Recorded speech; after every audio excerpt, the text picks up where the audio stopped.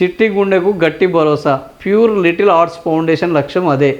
633 మందికి ఉచిత చికిత్సలు అందించాము. పిల్లల గుండె వైద్య నిపుణుడు డాక్టర్ నాగేశ్వరరావు కోనేటి. సో దేశంలో ప్రతి 1000 మంది పిల్లల్లో 10 మందికి పుట్టుకతోనే గుండె జబ్బులు వస్తున్నాయి. తెలుగు రాష్ట్రాల్లో ఏడాదికి సుమారు 20,000 మంది శిశువుల్లో ఈ సమస్యలు ఉంటున్నాయి.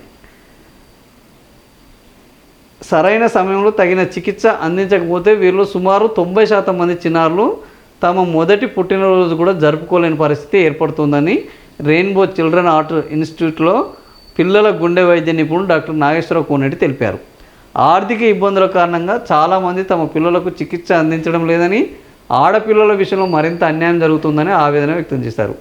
ఈ పరిస్థితి నివారణకు 4 ఏళ్ల కింద ఏర్పాటైన ప్యూర్ లిటిల్ హార్ట్స్ ఫౌండేషన్ ద్వారా 633 మంది పిల్లలకు ఉచితంగా గుండె చికిత్సలు చేసినట్టు తెలిపారు.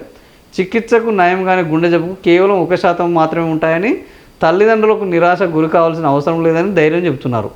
పేదలు ఎవరైనా ఆర్థిక సమస్యల కారణంగా తమ చిన్నారులకు గుండె శస్త్రచికిత్సకు వెనుకడుగేయాల్సిన అవసరం లేదని స్పష్టం చేశారు.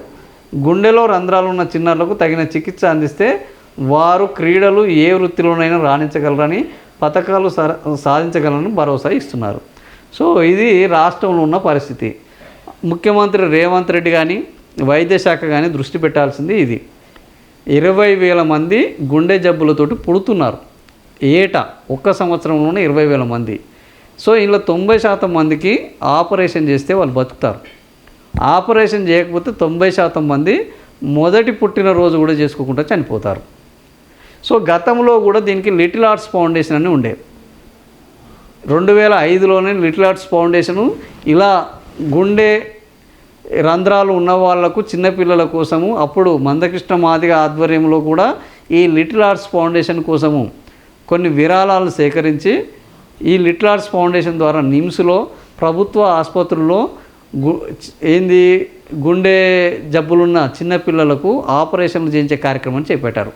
కానీ రాను ఏమైందంటే ఈ లిటిల్ హార్ట్స్ ఫౌండేషన్ పోయి ఈ గుండె జబ్బులు ఉన్న వాళ్ళు చివరికి ప్రైవేట్ ఆసుపత్రులను వెళ్ళాల్సిన పరిస్థితి, ఉన్న ఆస్తులన్నీ అమ్ముకోవాల్సిన పరిస్థితి, ప్రభుత్వ దవాఖానాల్లో ఆరోగ్యశ్రీ కింద కూడా ఉండే కానీ ఆరోగ్యశ్రీ రోజుకింత దానికి బకాయిలు చెల్లించకపోవడము, నెట్వర్క్ హాస్పిటల్ ఆరోగ్యశ్రీ కింద కేసులు తీసుకోకపోవడము. సో ఇది పిల్లల పాలిట ఒక శాపంగా మారింది.